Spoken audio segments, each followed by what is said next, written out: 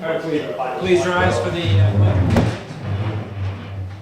Pledge allegiance to the flag of the United States of America and to the republic for which it stands, one nation, under God, indivisible, with liberty and justice for all. Thank you for coming to tonight's meeting. We're running a little behind, so we will go right to Tammy Weber with Ron Kluke with a 2010 audit. Come right up. Okay, sit here or? Sure. I don't know which one to take. Whichever one's comfortable for you. Okay. My name is Tammy Webb, and I'm the audit manager with Baxter Kluke and Company. And this was the second year we performed the town's annual audit.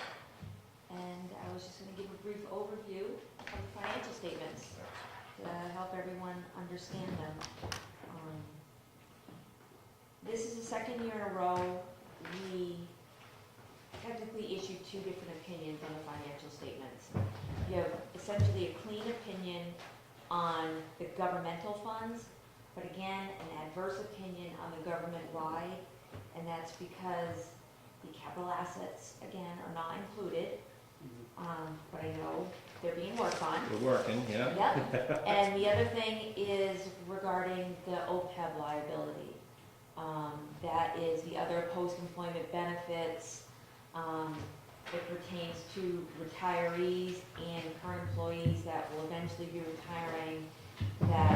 We talked about capital reserve last year to start putting attention, because if everything went bad, we could be into it for $100,000 right off the bat. So you never know.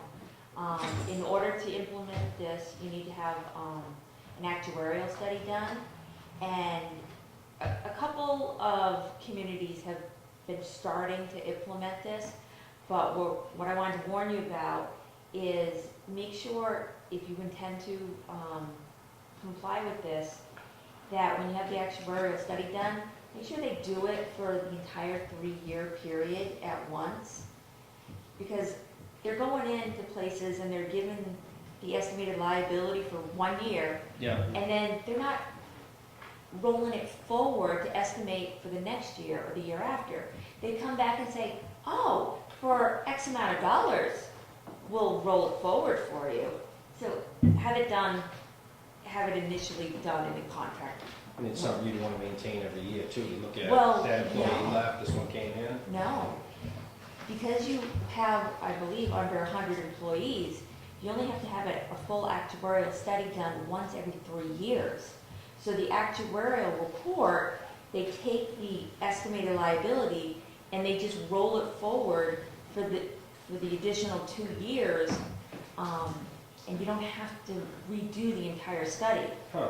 So they just interpolate something. I'm not an actuary, I couldn't even imagine how they do it. It's a guideline to get you in the right direction versus if we Right. were maintaining it, we'd look Right. at it every year figuring this person's gone, this one's come in. And Right, it's just an estimate. Is this what they call Jasper 45?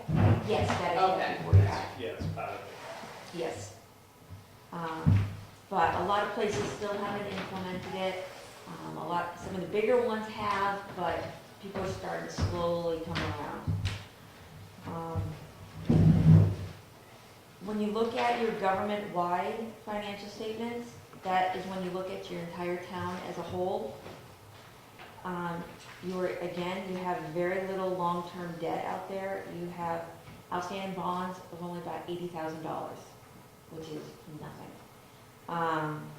You have a larger liability for the landfill post-closure care costs for roughly $783,000, but that's to be paid out to monitor the landfill site over the next 22 years. So it's nothing that's going to be just paid out next year. And of that amount, you currently have about $385,000 sitting in a trust fund. So eventually, if you do incur more than $385,000, and you still need to pay more, it will eventually come through your taxes. You just have to raise a little bit each year as part of your inland property tax rate to continue to monitor things.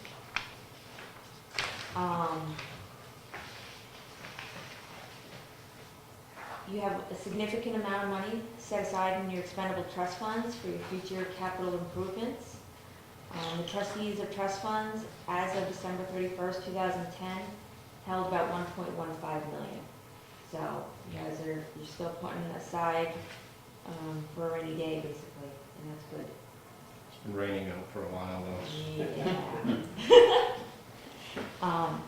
Your general fund, it's looking a lot better this year. You have about $5 million in assets at year end. And last year, the majority of your assets were comprised of taxes receivable, and that's because they were billed so late in the year. This year, your taxes were billed well enough in advance that the 71%, or about 3.6 million of your assets, are liquids in cash. And then you have another 1.4 million in receivables. So a lot better position this year. And it's just the timing when the bills went out. And on the liability side, roughly about 5 million. But last year you had a tan payable, I think of about $2 million. You don't have it this year because the taxes went out in time. At December 31st, 2010, there was a liability on the books for about 3.6 million, and that was payable to the school district, which you just paid in monthly installments through June 30th. And there's another $1,080,000 in deferred revenue, and that's because of what we call the 60-day rule. Those were taxes that were due as of December 31st, but people just hadn't paid them yet within the 60 days after year end, so they had to be deferred. And that's an illusion too, when you're looking at the numbers that deferred is, there's a lot of unpaid taxes that is calculated. So when you look at it, you think there's $1 million something there, but it hasn't been, it will be collected someday, but yeah, it's not cash on hand. Right, and that's why when you look at your fund balance on the modified accrual basis on Exhibit C, you're going to see that your fund balance is only showing about $90,000. However, when you go to DRA and you want to set the tax rate, that's not the figure they use. They exclude the 60-day rule stuff. Because like you said, you're eventually going to collect it. Your fund balance for budgetary purposes was over 1.1 million. Overall, the town had a good year. Your fund balance actually increased by 101,000. There was a combination of underspending the budget by about $60,000, and you earned more in revenue than you anticipated by about 41,000. So, both favorable. Yeah, I think in a couple of areas, such as we added capital reserve funds for forest fire and emergency management, that was an area we always threw money in. Might not have used it, but it usually doesn't go back to offset the taxes. It gets spent for some other reason. So maybe, I was thinking about that today, is fuel, sand, or salt. There's always these few areas that you could just guess. And if you undercut it, you'll always burn yourself. So maybe capital reserve in a couple of other areas, and that way the money gets spent where it's supposed to be. Now, I've been hearing different figures on this, but I know DRA always recommends that you keep a certain percentage of in your undesignated fund balance. I have here written 8 to 10%. I'm hearing as high as 17%, which is I think we've always had 10% as a good Well, rule we of thumb. usually figure the school one too. right, exactly. And that's, And right now, your unreserved fund balance is a little under 1.1 million, and that's about a little over 8% of the total appropriations of the community. That's the town, the school, and the county. And that's actually better than it was last year. Last year was a little over 6%, so you've even raised that threshold. And as you know, it's in case you really need to fund something, because of an emergency, you need cash. And eventually, yes, you could get funded or reimbursed from, the feds through FEMA or something, but who knows when that's going to come through. You need to have assets on hand.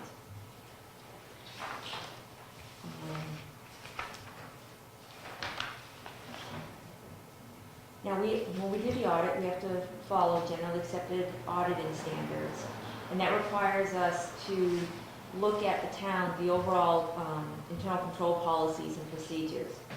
And that's to evaluate both audit risk of what could be materially misstated and any fraud risk to see if we need to do additional testing in certain areas. At a minimum, once every 3 years, we actually have to perform what's called a control test and take a larger sample and completely follow things through and make sure the controls are working as designed. Last year, in 2009, since it was the first audit, we expanded our scope because it was a new client.